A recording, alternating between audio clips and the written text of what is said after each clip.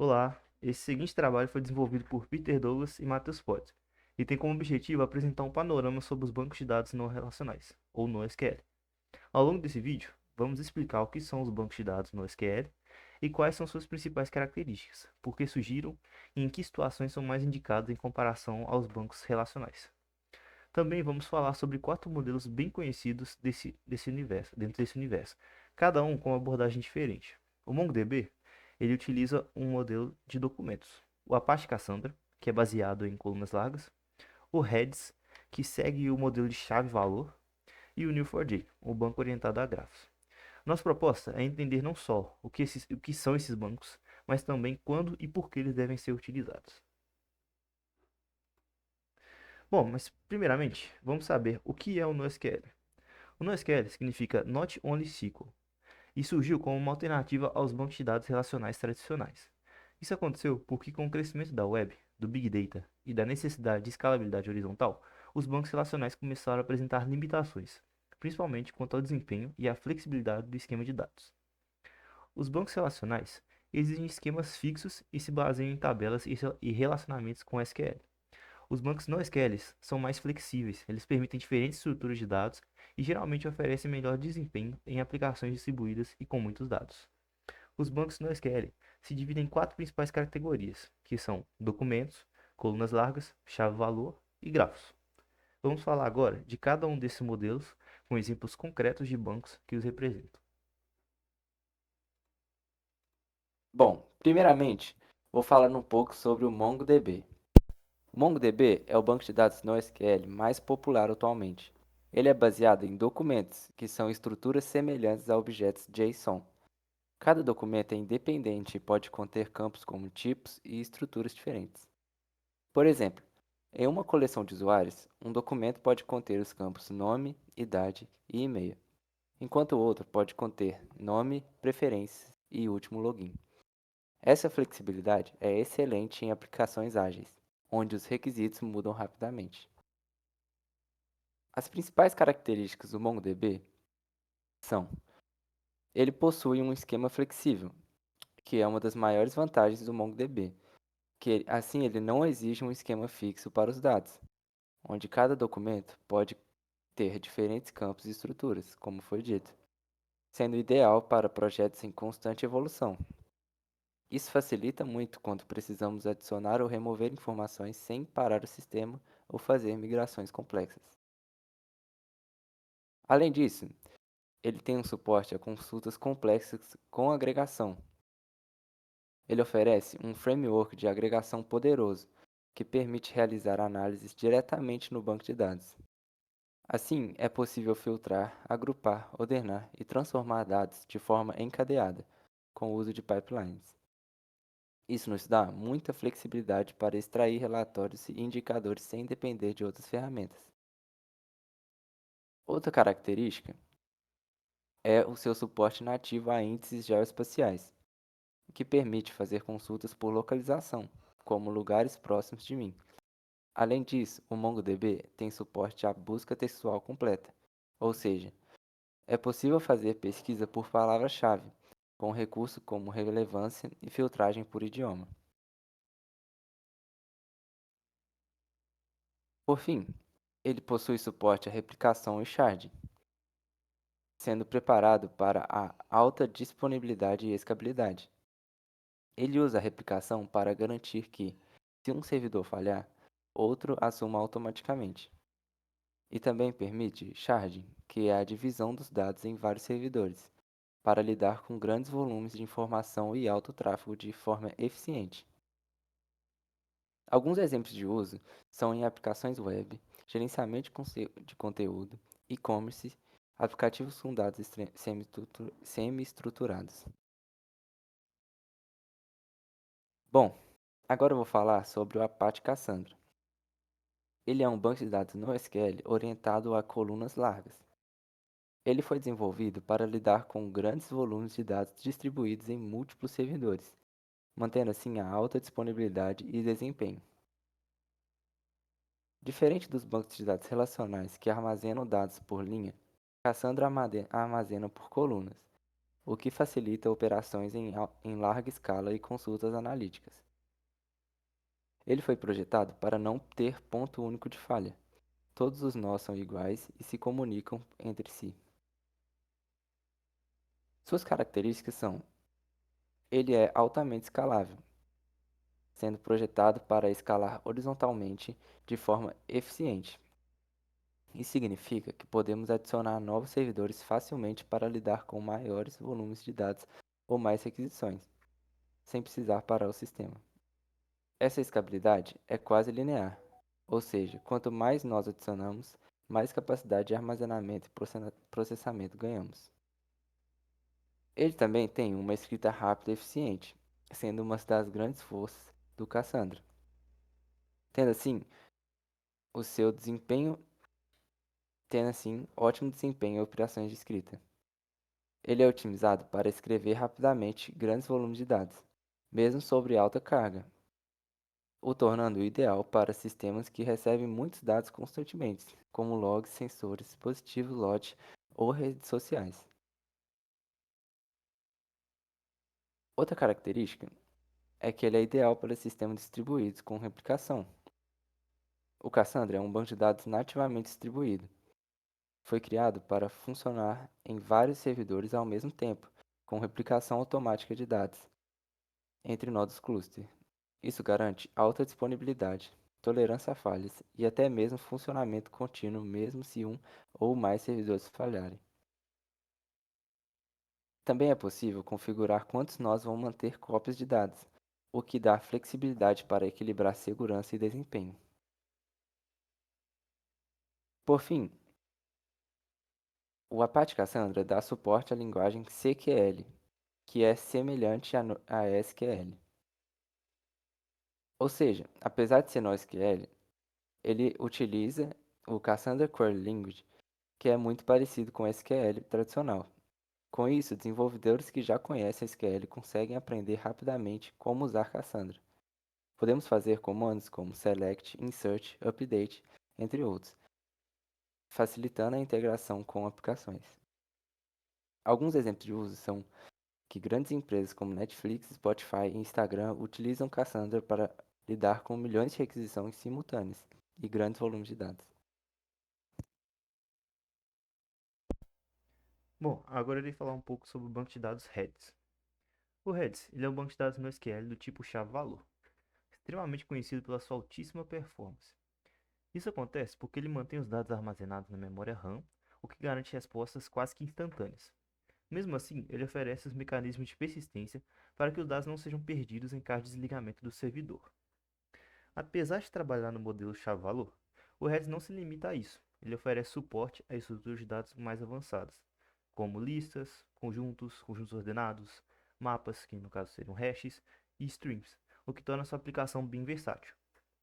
As principais características do Redis são: primeiro, armazenamento em memória, no caso, na memória RAM. Todos os dados ficam armazenados na RAM, proporcionando uma baixa latência e altíssima velocidade de acesso. E também possui mecanismos de persistência opcional, que permitem salvar os dados periodicamente no disco para recuperação em caso de falha. Segunda característica, modelo de chave-valor expandido. Ele não se limita a simples pares de chaves de valor como strings. O Redis também suporta vários tipos de dados, como strings, que é o padrão, lists, que são listas ordenadas, sets, que são conjuntos não ordenados e sem elementos repetidos, sorted sets, ou z-sets, que são conjuntos ordenados por pontuação ou score, hashes, que são mapas de chave-valor dentro de uma chave, como objetos ou dicionários, e streams, que são sequências ordenadas de mensagens, que são úteis para processamento de eventos. Isso diferencia de outros bancos, chave-valor, que são mais simples. Terceira característica é altíssima performance e baixa latência. Bom, as operações geralmente acontecem na ordem de microsegundos no Redis, o que é extremamente rápido. E também ele suporta milhões de operações por segundo em máquinas que estão bem configuradas. A quarta característica seria a atomicidade das operações. No Redis a gente tem um suporte a comandos atômicos. Por exemplo, o INCR, para incrementar um valor, é garantido mesmo sobre a concorrência. E em quinta característica, temos a simplicidade na escalabilidade horizontal. Ou seja, ele tem o suporte a sharding automático, e seria dado ao Redis Cluster para a distribuição dos dados entre vários nós. E permite também a replicação de mestre para escravo para alta disponibilidade. Sexta característica seria o sistema pub ou sub embutido. Esse sistema permite criar canais de publicação e assinatura, que servem como uma espécie de mensageria leve. E também ele é muito utilizado para notificações em tempo reais, tipo chats e sistema de eventos. E última característica seria a execução de scripts no servidor, por meio do Lua. Ele tem suporte a scripts de Lua que permitem executar blocos de lógica diretamente no servidor do Redis, o que isso reduz chamadas de rede e melhora também o desempenho de operações mais complexas. E juntando essas características, nós temos alguns exemplos de uso, como por exemplo, para a caixa de dados, reduzindo o acesso ao banco principal e melhorando o desempenho de APIs, também o gerenciamento de sessões de usuários em aplicações web, filas de tarefas assíncronas, como processamento de uploads ou envio de e-mails, e também sistemas de recomendação ou monitoramento de tempo real, onde cada milissegundo conta. E por ser extremamente leve, rápido e escalável, o Redis é utilizado em larga escala por grandes empresas como Twitter, GitHub e Stack Overflow. Bom, agora eu falarei um pouco sobre o Neo4j. O Neo4j é um banco de dados no SQL orientado a grafos, ou seja, ele foi desenvolvido para trabalhar com dados altamente conectados. Enquanto bancos de dados relacionais precisam usar tabelas e joins para representar relacionamentos, o Neo4j, os dados são organizados de forma muito mais natural, usando nós, que representam entidades, e arestas, que representam relacionamentos, que mostram como esses nós estão conectados. Esse modelo faz com que consultas que envolvem muitos relacionamentos sejam muito mais rápidas e intuitivas do que outros tipos de banco. As principais características desse banco são, primeiramente, modelo nativo de grafos. Ao contrário de outros bancos relacionais que simulam relações com chaves estrangeiras, o Neo4j armazena relações com entidades de primeira classe. Também os dados são representados por nós, que são os nodes, como foi dito, que representam essas entidades, e as arestas, que são dadas como relationships, que representam as conexões entre esses nós. E tanto os nós quanto os relacionamentos, eles podem ter propriedades, que são dados associados, para ter um maior controle. Segunda, a segunda característica seria alta performance em consultas relacionais. Ele é extremamente eficiente para consultas que envolvem muitos relacionamentos, como por exemplo de amigos para amigos, produtos comprados por clientes que também comparam um outro certo produto, dentre outras tarefas. E também a performance se mantém constante, mesmo com grafos complexos, porque ele não precisa fazer aqueles joins que exigem muita tarefa computacional. Ou seja, as conexões elas são mais diretas.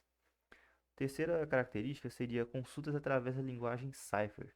É, o, o Neo4j ele tem uma linguagem específica para as consultas, assim como nos bancos relacionais tem o SQL.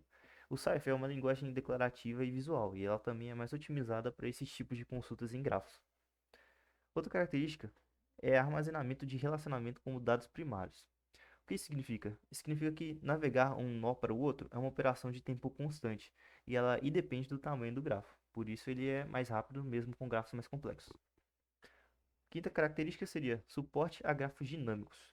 Ele também permite que a estrutura do grafo mude facilmente, sem a necessidade de alterar esquemas rígidos, diferentemente dos bancos relacionais, que precisam de maior manutenibilidade. Sexta característica seria a interface visual de exploração de grafos. O Neo4j ele possui ferramentas visuais poderosas que permitem visualizar os nós, arestas e suas conexões em tempo real, e isso acaba facilitando a análise. E por último, nós temos a característica de escalabilidade. Tradicionalmente, o Neo4j ele é mais vertical, escala em máquinas maiores, mas as versões mais recentes já possuem suporte a clusters para uma distribuição um pouco mais horizontal. Então, está cada vez mais propício a diferentes arquiteturas. E os exemplos práticos de uso desse banco de dados são redes sociais, no caso para mapear conexões e interações entre usuários, sistemas de recomendação baseado nas conexões entre usuários, produtos e interesses, detecção de fraudes, identificando padrões suspeitos dentro de redes de transações, análise de redes logísticas, por exemplo, em roteamento inteligente e otimização de entregas. Além disso, o Neo4j ele oferece uma interface visual muito intuitiva, onde é possível visualizar os dados como grafos, facilitando essa interpretação e análise.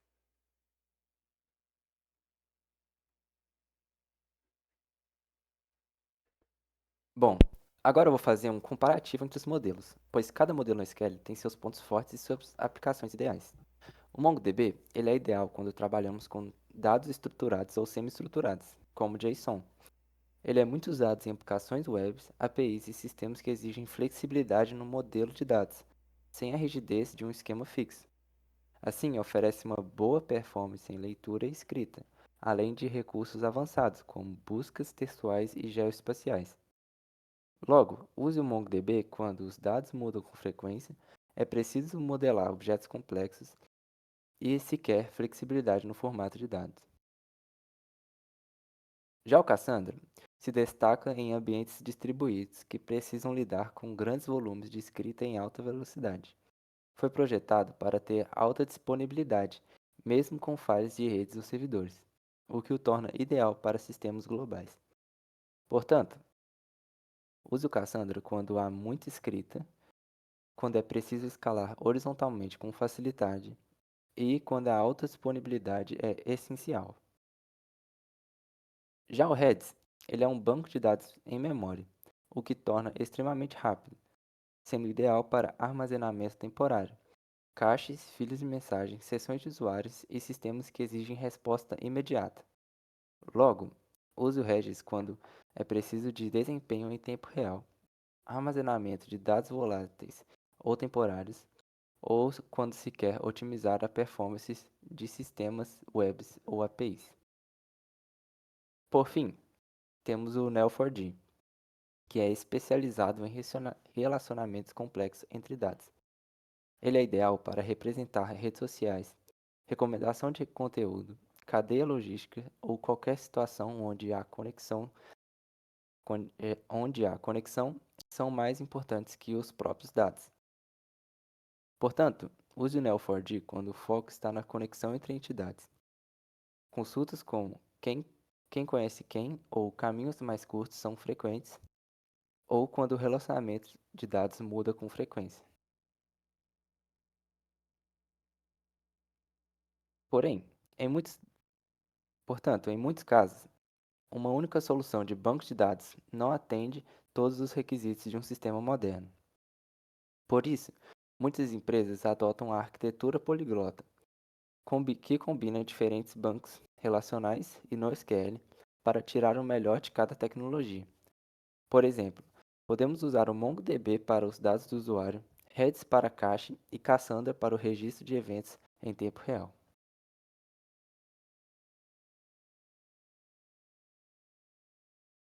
Por fim, os bancos de dados NoSQL surgiram como uma resposta direta aos desafios que os bancos relacionais enfrentam com o crescimento da web, o advento da Big Data e a necessidade crescente de alta disponibilidade, flexibilidade e escalabilidade.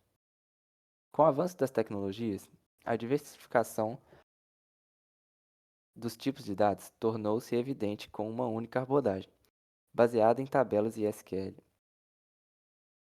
Não era o suficiente para atender todas as demandas.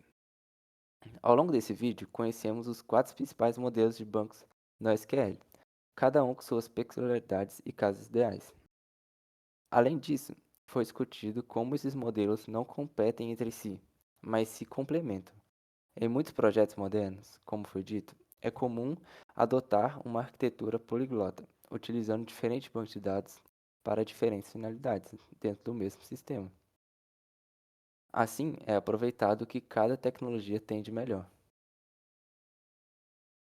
Portanto, entender as características de cada modelo no SQL é fundamental para tornar decisões técnicas mais conscientes e, e eficientes, alinhadas às necessidades reais de cada projeto. O sucesso de uma aplicação está diretamente ligado à escolha da arquitetura certa, e o banco de dados é um pilar essencial nesse processo. Esperamos que esse conteúdo tenha esclarecido suas dúvidas e ampliado sua visão sobre o universo NoSQL. Muito obrigado por acompanhar aqui e até a próxima.